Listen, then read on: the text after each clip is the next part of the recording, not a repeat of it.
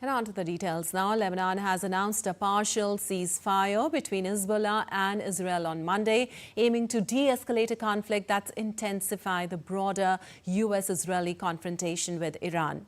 Now, Lebanon's embassy in Washington said in a statement that Hezbollah had accepted the U.S. proposal for mutual cessation of hostilities. The statement said agreement would not end the conflict in that country, but it calls for Israel to refrain from strikes on Beirut and its suburbs controlled by Hezbollah, while the Iran-aligned group would halt its attacks on Israel. Hezbollah lawmaker Hassan Fadlallah said that the militia would support a full ceasefire across all Lebanon as a precursor to the withdrawal of Israeli troops. Well, also the UN Security Council, meanwhile, held an emergency meeting on Monday as concern grows over escalating violence in Lebanon between Israel and Hezbollah. Now, the Council met after Israel pushed farther into Lebanon, including Beaufort Castle, while Hezbollah expanded rocket, drone and missile attacks into Israel. UN Assistant Secretary General Martha Pobby said both trends are escalating fast, with heavy civilian casualties in Lebanon. She further said that the crisis threatens to collapse Resolution 1701. Pobby called on Israel to withdraw its forces from Lebanese territory in full respect of Lebanon's sovereignty and territorial integrity.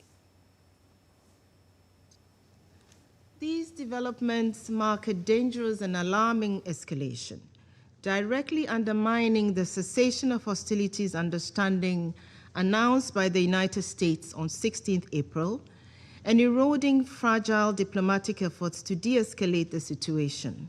Israel's presence north of the Blue Line is a clear violation of Lebanon's sovereignty and territorial integrity, as well as of Security Council Resolution 1701.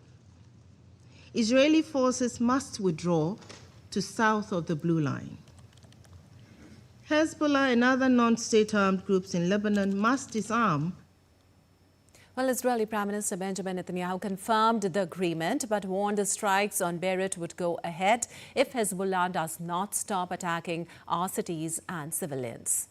Netanyahu said that he had told President Trump that Israel would attack terror targets in Beirut if Hezbollah did not cease its attack on Israeli cities. Early on Monday, Netanyahu Defense Minister Israel Katz ordered the Israeli military to attack terrorist targets in the southern suburbs of Beirut following Hezbollah's repeated violations of ceasefire. Well, after Monday's warning, tensions remain high in southern Lebanon, where conflict persists despite the ceasefire agreement.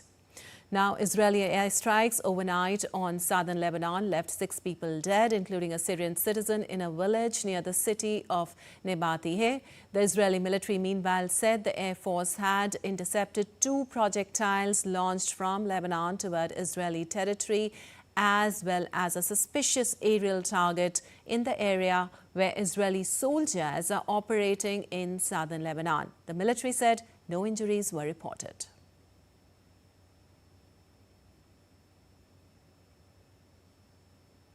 And for more on this, we have Akshay Dongre joining us. Well, Akshay, just how meaningful is this ceasefire at this point in time? Because while there's talks of de-escalation, the violence on the ground doesn't seem to have stopped. And Trump is also talking about reopening the Strait of Hormuz next week simultaneously. Well, quite meaningful, Lipakshi, because, this is one issue that remains unresolved to the core. Even if the UN, if the US and Iran agree to something, agree to a ceasefire, or agree to a sort of some understanding over the entire crisis, one of the points that was there from the very beginning was a stoppage of attacks on Lebanon as well. Now, Hezbollah is a Shiite, a military group that is not only active in Lebanon, it has been actively supported by Iran as well. So in a sense, it serves both Lebanon as well as majorly it serves Iran, being one of the largest Shiite country in that region. So Iran has a sentimental attachment to not only Hezbollah but to Lebanon as well, and Lebanese people too, because they share a lot of closeness in terms of bilateral relations, and any kind of attacks on Lebanon can only be a big thorn in the entire peace process that can again rupture the entire thing and in fact lead to a situation where the fighting can escalate, fighting can begin again, or there can be some misunderstanding that that can lead to a conflict. So that in that sense, it is very important, because unless all the conflict has stopped in that region that are related somewhat or directly related to this particular conflict, we cannot claim that there has been a solution to the escalation or the hostilities. Because if you have to stop a war, you have to stop it at all the fronts, and not just at one front and call it a peace and ceasefire process. So it is quite meaningful as far as the present time is concerned. Yes, Donald Trump is talking about opening the Strait of Hormuz, but it will also depend on how successful is the cessation of hostilities in Lebanon as well. So absolutely fragile situation as of now, Akshay. But when we look beyond the immediate clashes, how much of this is really about the larger power struggle involving Israel, Hezbollah, Iran and the United States also?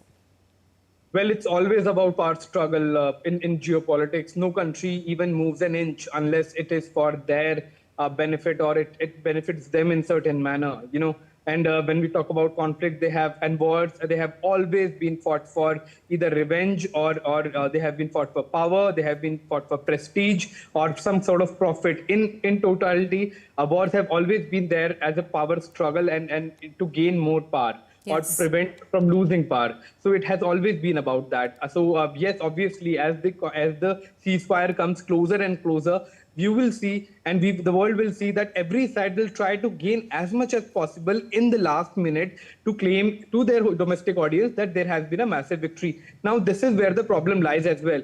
Because everyone is in an attempt to get as much as possible at the last minute, it makes the peace process very, very difficult, especially in the last stages. And where we are right now is exactly the last stages, where talks are being announced and announcements are being done on about the peace process and ceasefire, but they still has not yet achieved. Missiles are raining on the American bases. Reports are coming in that an American base in Kuwait has been attacked by the Iranian missiles, but they have been intercepted. So every now and then countries will keep on doing something to remind the adversary that they still have the capability, and it gives them bargaining chip as well. So the situation remains complicated, and unless a ceasefire is completely announced, nothing can be said before that. All right. Thank you so much, Akshay, for all that analysis and update.